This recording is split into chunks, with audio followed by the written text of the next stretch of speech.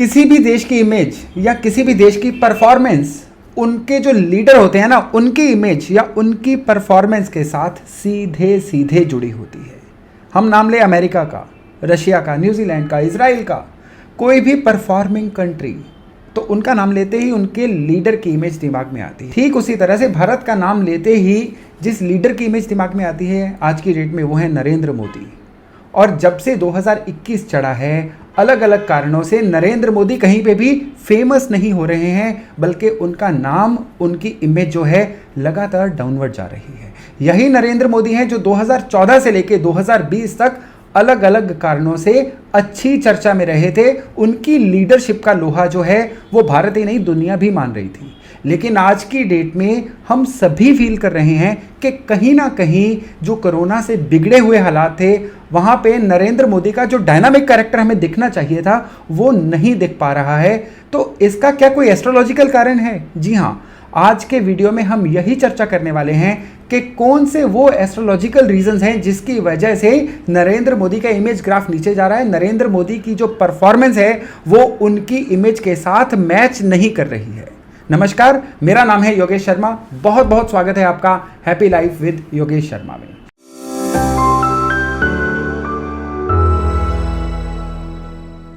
देखिए, जब से 2021 चढ़ा है और कोविड की दूसरी लहर फैली है, भारत बहुत ज़्यादा परेशानियों से निकल रहा है। हम सभी ने न्यूज़पेपर में देखा कि किस तरह से जनता जो है त्रस्त रही, किस तरह से कालाबाजारी जो है अपने पीक पे रही। और यहीं हमने ये भी देखा कि बहुत से ऐसे इंपॉर्टेंट फ्रंट थे जहां पे सरकार मिजरेबली फेल होती हुई लगी। जब भी हमें ऐसा लगता है कि सरकार सही परफॉर्मेंस नहीं कर रही है, तो सारा ओनस, सारी जिम्मेदारी जो है लीडर पे, सरकार के मुखिया पे आती है कि वो इस समय में आगे आएं, जनता को हौसला दें और साथ ही साथ में जहाँ जहाँ पे डिस्क्रिपेंसीज हैं उनको सही करें। लेकिन अनफॉर्चुनेटली हमें इन चीज़ों का इस समय में अभाव लगा। तो यहाँ पे मन में एक सवाल आता है कि प्रधानमंत्री जो अगर इतने डायनामिक कैरेक्टर हैं, तो कौन से ऐसे रीज़न हैं जिसकी वजह से आज वो अपने कैरेक्टर के मुताबिक, अपनी नेचर के मुताबिक परफॉर्म नहीं कर पा रहे हैं। तो यहाँ पे जब मैंने भारत की कुंडली चेक की और भारत का जो रनिंग समय है वो चेक किया, तो इन सभी बातों के बड़े आराम से जवाब मिल गए जो मैं आज आपके साथ शेयर कर रहा हूँ। देखिए, भारत की जो कुंडली है, जो 15 अगस्त 1947 रात 12 बजे की कुंडली है, वृष लगन की कुंडली है, इसमें चंद्रमा की 10 साल की महादशा अभी भारत की चल रही है। चंद्रमा की दशा जो है ये भारत के लिए एक चेंजिंग फेज है और इसमें जो अंतरदशा चल रही है वो चल रही है शनि की। और जब शनि जब भी भारत की अंतरदशा में आए हैं, हमेशा इन्होंने टर्बुलेंस दी है। और ये टर्बुलेंस मैं अपने पिछले कुछ वीडियोस में शेयर भी कर चुका हूँ। आज उसके बारे में चर्चा नहीं करूँगा क्योंकि आज हमारा मुद्दा कुछ और है। हम एक पैटर्न देखते हैं कि जब भी शनि गोचर में किसी बुरी पोजीशन में आते हैं और वहीं पे शनि की अंतरदशा भी चल रही होती है, इनकी मैचिंग जो है रूलिंग साइड को या रूलर को या कहें लीडर को एक ना एक तरह से भ्रम में रखती है। शनि चलते चलते इसी साल की शुरुआत में श्रवण नक्षत्र में आए थे और श्रवण नक्षत्र जो है वो ऑलरेडी चंद्रमा का ही नक्षत्र है। यानी अगर दशा में चंद्रमा और शनि का फेज चल रहा था और गोचर में भी शनि अब चंद्रमा के ही नक्षत्र में आए हैं, तो ये एक बहुत ही रेयर सा कॉम्बिनेशन बना। शनि जब भी श्रवण नक्षत्र में आते हैं ना, तो एक पैटर्न है कि तब जो लीडर्स होते हैं, इनकी डिसीजन मेकिंग, इनका डायनामिज्म बहुत पुअर हो जाता है। शनि इससे पहले श्रवण नक्षत्र में आए थे 1991 में और तब सरकार थी श्री चंद्रशेखर की।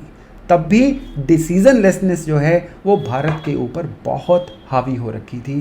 तब भारत का सोना जो है वो डिसीजन लेसनेस के कारण विदेशी बैंकों में गिरवी रखा जा रहा था। और उससे पहले शनि श्रवण नक्षत्र में आए थे 1962 में, जब चाइना के साथ भारत का युद्ध हुआ था और तब की सरकार की, तब के लीडर की जो डिसीजन लेसनेस थी उसने भारत को बहुत बुरी तरह से हार का मुंह दिखाया था। आज की डेट में जब शनि श्रवण नक्षत्र में हैं, तब नरेंद्र मोदी जो हैं ये अपने सलाहकारों की खराब सलाह का शिकार हो रहे हैं।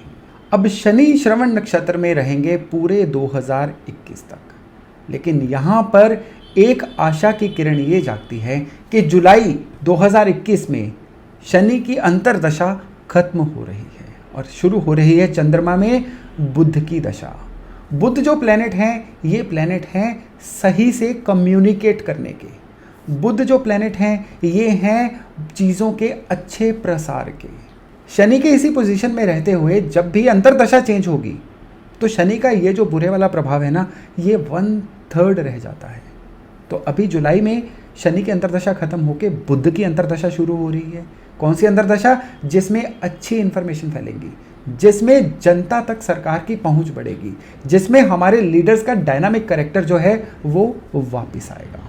और इसमें शनि का श्रवण नक्षत्र में होना कोई बहुत ज़्यादा खराबी अब नहीं दे पाएगा। जुलाई 2021 से चंद्रमा में बुध की अंतर्दशा शुरू हो रही है और तब हम बिल्कुल देखेंगे कि किस तरह से सरकार भी बाउंस बैक कर रही है, किस तरह से नरेंद्र मोदी अपने डायनामिक कैरेक्टर में वापस आ रहे हैं और किस तरह से जनवरी से लेकर जून तक जिस तरह का उत्पात फैला था, जिस तरह की अराजकता फैली थी या जिस तरह का जनता में एक कॉन्फिडेंस की कमी फील हुई थी, वो एकदम से उसकी भरपाई होती है। और यही नहीं, इसी दशा के चलते हुए जब शनि श्रवण नक्षत्र को छोड़ के जाएंगे तो सुधार कार्य और सरकार द्वारा लिए जाने वाले अच्छे निर्णय भी बहुत ज़्यादा बढ़ेंगे।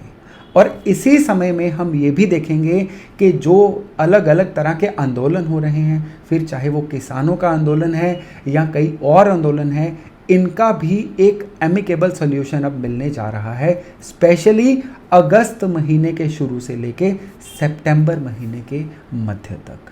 तो यही आशा है कि चंद्रमा में बुध की जो अंतर्दशा आ रही है ये ना केवल हमारे लीडर्स का डायनामिक कैरेक्टर वापस लेके आएगी, बल्कि यही जो फीलिंग है ये जनता तक भी पहुंचेगी।